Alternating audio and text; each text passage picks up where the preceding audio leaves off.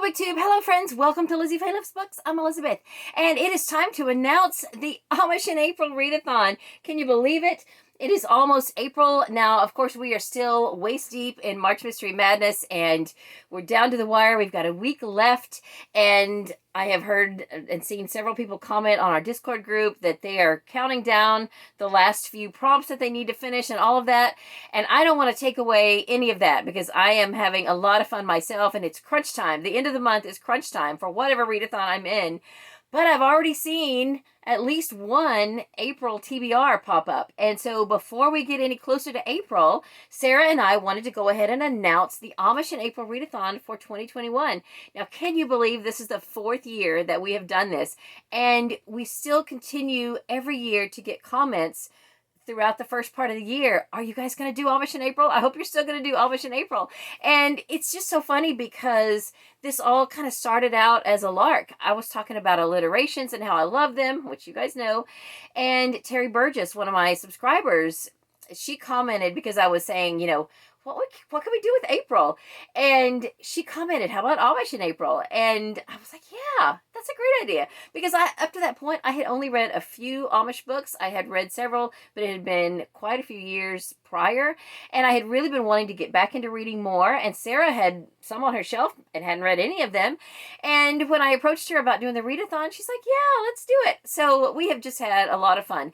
Now, if you have recently subscribed to my channel and you're here for the mysteries, there are plenty of Amish mysteries that you could read for Amish in April. And it's not going to be the whole month. We have up to this point usually done 7 days. I think last year we might have done 8 days. But this year it's going to be 10 days. So we've expanded it a little bit. And we're announcing it now before the end of March because we're going to start a little bit earlier in order to be able to accommodate 2 full weekends into that 10 days. So it's going to start on April the 9th, which is a Friday, and go through April 18th, which is a Sunday. So you've got 10 full days to enjoy some Amish-themed literature. And, you know, I started to say Amish fiction, but I think there's some Amish nonfiction out there. And if you want to read that, anything that is about an Amish... it could be an Amish main character, there could be Amish side characters, it could just be set in Amish country, it could have anything to do with Amish and count for this readathon. And we have got some really fun prompts, and of course it's an alliteration. Now last year we didn't go all out with prompts because we had just been shut down. Everything was shut down and we were stuck at home. So that was our theme, was stuck. So, you know, we said, we're stuck at home, so let's just stick with something. Let's stick with something we've been reading. Let's stick with our TBR. Let's stick with a series, you know, something like that. So this year we're bringing the fun back in. And at first we were thinking of doing something maybe with series, but I had been toying around with the letter C. And I came up with a whole bunch of prompts that start with the letter C. And I thought, how can I tie this all together? And then it hit me how Sarah, you know, in the last several years, has been doing the Triple RC Challenge. That's a Goodreads group, and she does their prompts every month and all of that. I'm not sure if she's doing it this year or not, but, you know, for the last several years, she has been all in to that Triple RC Challenge. And I said, what about the Triple AC? We could have all these prompts, and you got to pick 3 of them, and, you know, that makes it a triple AC, A for Amish, challenge. And she's like, oh, I love that. And there's 9 of them. So I can do this 9-point graphic and it's going to be great. So literally within the last 48 hours, all this has just come together. It's just great. And it's serendipitous how it all just, you know, the minute it clicks. And I have to show you her graphic. It is so cute. And, again, though, it's a 9-space graphic, but we are challenging you to do 3. So all you overachievers out there, you don't need to do all of these. Now, I know there's probably going to be a couple people that'll look at all of these and go, okay, well, I'm just going to go the rest of the month and I'm just going to do all of them. I would love that. That's great. But that's not the challenge here. The challenge is to do 3 across, diagonal, or whatever. And we've tried to strategically place what I think would be the easier ones to accomplish in the corners, and in the middle is basically a free space. It's still a word that starts with C, but you'd be hard-pressed to find any Amish fiction that wouldn't fit that middle prompt. So here we go. We've got cozy, cooking, connection, category, contemporary, cover, country, classic, and crime.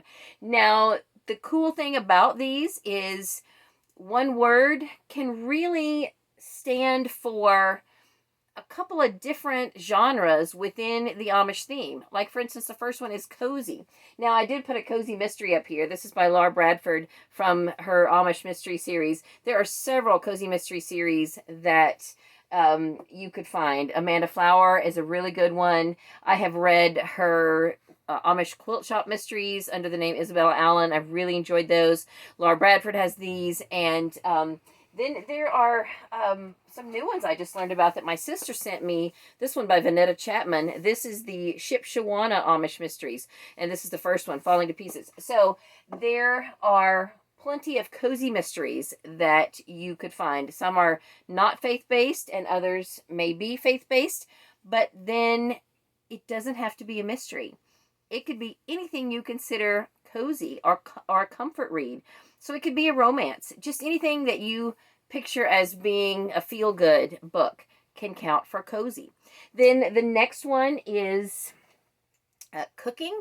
So, again, you're going to be hard-pressed to find an Amish book that doesn't have something to do with cooking, because they are known for their cooking and for their food-related businesses and everything.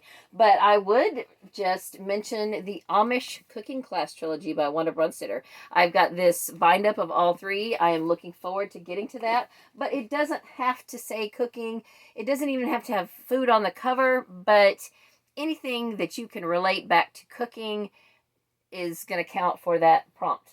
And then the other top corner is connection. So for connection, we want to challenge you to read a book that connects to something that you are reading for one of the other prompts, or maybe it connects to something that you've already read. Maybe it's the next book in a series. Maybe it's another book by an author that you've read and enjoyed. However you want to do it. Or you could pick 2 books and read 2 books for one challenge if you're an overachiever. This is just one example of a duology by Beverly Lewis. These are the first 2 Amish books, I believe, that I ever read. The Postcard and The Crossroads. Very good. I loved them. So, you could read one for the connection prompt, and then you could read another one for one of the other prompts. I mean, the sky is the limit.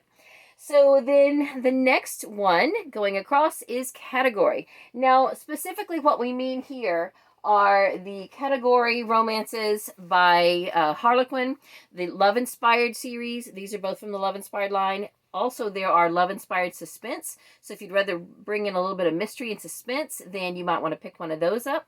There are a lot of these to choose from.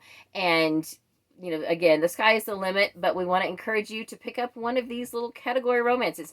I can't believe that we've done this readathon, that I've done this readathon for 3 years prior to this with Sarah, and we have not had a prompt that had to do with category romances, because this is her jam right here. And I have yet to read one of these, so I want to try to pick up one of those this year too. And then the next one, the middle, is contemporary. So I mentioned earlier, you would be hard-pressed to find anything in the Amish world of fiction that is not contemporary. If you know of a historical Amish book, let me know, because I would be interested to read it, but I don't know of any. So that's basically a free space. And then the one on the side of the center is cover. Any cover that draws you in. Now, look at this right here. I mean, it'll be different for you than me, but look at that. The Scent of Cherry Blossoms. I could not pass that up. That is gorgeous.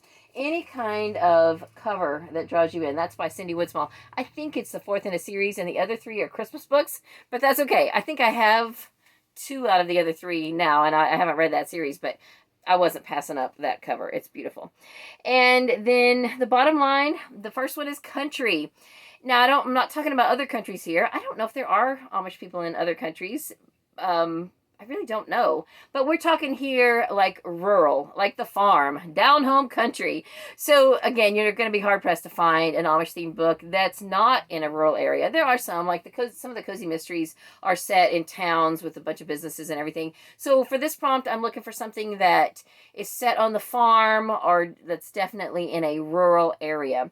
And then the bottom middle is classic. Now for this prompt, I am specifically looking for something by either Beverly Lewis or Wanda Brunstetter. And the reason for that is there really are no classic books about Amish, but Beverly Lewis and Wanda Brunstetter to my knowledge, were the first writers, published authors of Amish fiction.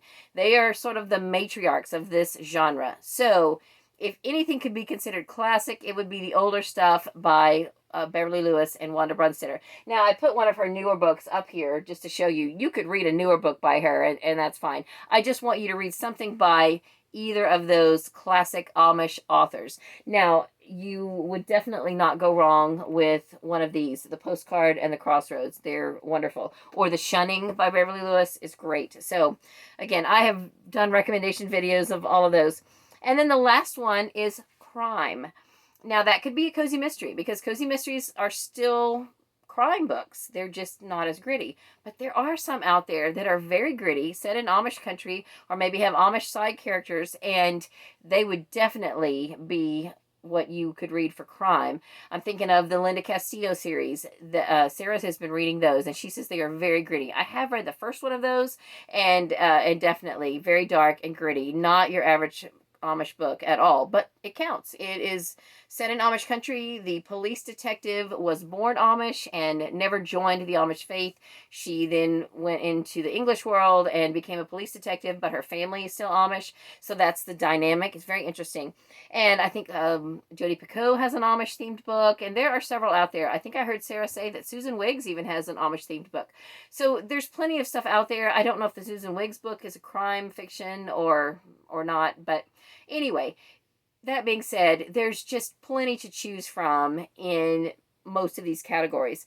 So again, here is the prompt graphic. I will put a link below for the Google Doc that has this in it. I hope that you will share it, put it on your Instagram. I think it'll be where you can put your own books into the squares. I don't know how to do that, but I think you can do that for those of you who know how. Sarah could tell you, so ask her. And it's just going to be great. If you post anything or do any videos, be sure to use the hashtag Amish in April. And I have already talked to several booktubers who are planning to participate, and I'm so excited to see what you all are going to be reading. And if you want to do a video, that would be amazing. So maybe at some point during the readathon, we'll do some kind of a live show. And did I mention Deborah Torres? I don't remember if I mentioned her or not, so let me do it again. If I did it earlier in the video, I'm sorry. But I have recently been in touch with a woman. Her name is Deborah Torres, and she has her debut novel coming out in May, and she is a writer of Amish fiction. So her, I don't even know the title of her book, but she has a YouTube channel, and it's very interesting. I've only watched a couple of her videos, but throughout her, all the videos on her channel, she goes to different places in Amish country, and she has various Amish themed videos. So if you are interested in her channel, I would I encourage you to subscribe and watch some of her videos. I will put a link in my description of her YouTube channel. And also, I am planning to read her book for Amish in April, because it comes out in May, and I want to be able to tell you about it. And so we'll just go from there. You will be hearing more about her, but I want to encourage you right now to subscribe to her channel. So that is all that I can think of right now for this video. I hope that you are planning to participate. If you just clicked on this because you thought, what in the world is Amish in April? I hope you will participate. It's going to be a lot of fun. It starts April 9th, and you can read anything that has to do with Amish characters or Amish country or whatever. And that's all for this video. Thank you so much for watching. Be sure to check out Sarah's video today and her playlist, and also the playlist that I have created for our older videos. And that's all for this video. Thank you so much for watching. I hope you're having a great day. Read a good book, and God bless you.